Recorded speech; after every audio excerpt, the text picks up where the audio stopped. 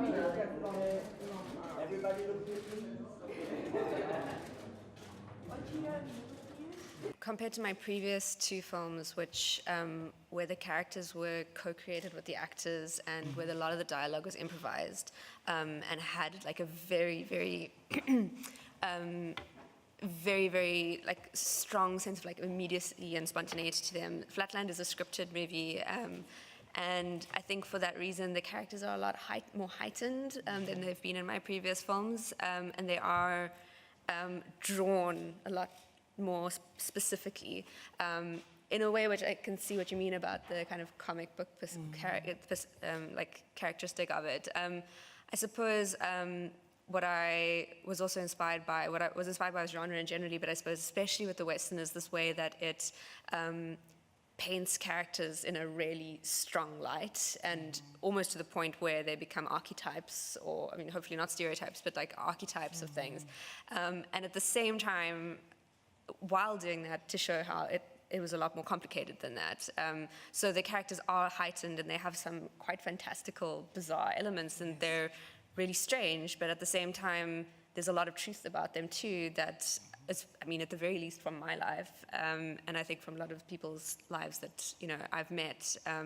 So there's a lot of truth and a lot of fantasy to them, and I think that's the kind of realm that I'm always interested in working in, because I find you kind of often reach something more true that way by bringing together imagination and reality.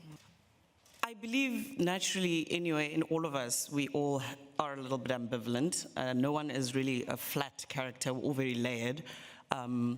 We all have parts of us that situations allow us to meet, and we discover aspects of ourselves all the time.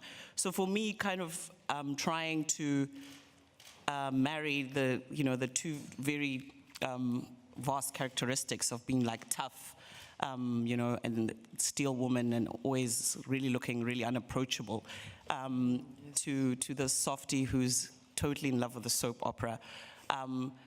Was nothing that unusual to carry out. I feel like people always have very interesting ways of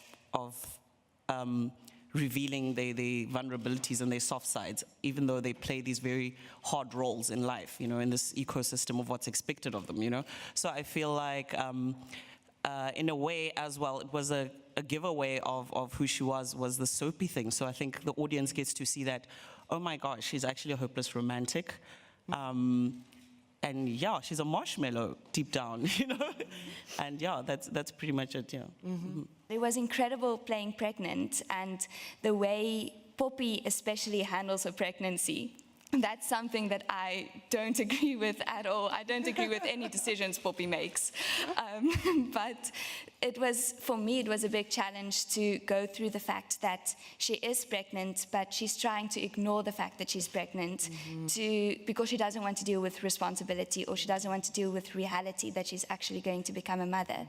So to portray the pregnancy and then still the naive Papi was a challenge, but an incredible experience. Jenna also touched on it earlier, just in terms of the complexity of, what South Africa is as a country. It's so easy to just create an image of a country that would be projected to encourage tourists to come visit the beautiful landscapes, the big cities, the sort of first world lifestyle. You can live there, but at the end of the day, that doesn't represent the reality and the authenticity of who South Africa is. And I think part of the journey of Jenna experimenting with genre and trying to change and create a new version of something we've seen before, a huge part of that is, of course, where the film is set.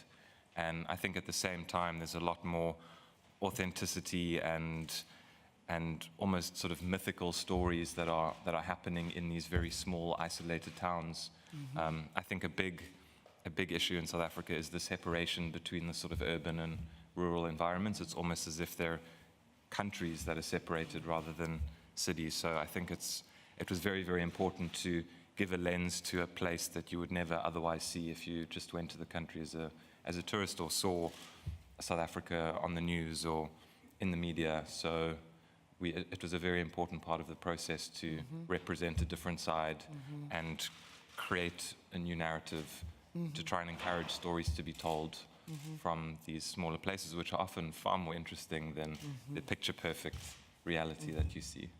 As a filmmaker and a storyteller, I'm really interested in like the really grand stories that govern our lives. And as in living in South Africa, the idea and the story of the Rainbow Nation being one of like the greatest and biggest and most important stories that shapes every aspect of our life. And you know, and the same goes for, you know, this is what true love looks like, and this is what it is like when you meet your soulmate. There's like a lot of ideals that we hold very strongly to that often sometimes kind of cloud our judgment for what was really going on. And I think that, same also for morality, in the sense that it's much easier to believe and a lot simpler to believe in good and evil, but the scary thing is that it's a lot more about grayness, and that's far more interesting, and because it's real. And so I think the film, you know, in relation to what David was saying, is showing, kind of unpacking the complexity behind this usually very black and white story of the Rainbow Nation, and in the same way, there's also kind of showing the complexity behind the binaries of men and women, and good and bad, and like basically everything is more complicated. I think if I've learned anything in my life, that's definitely the lesson I've learned.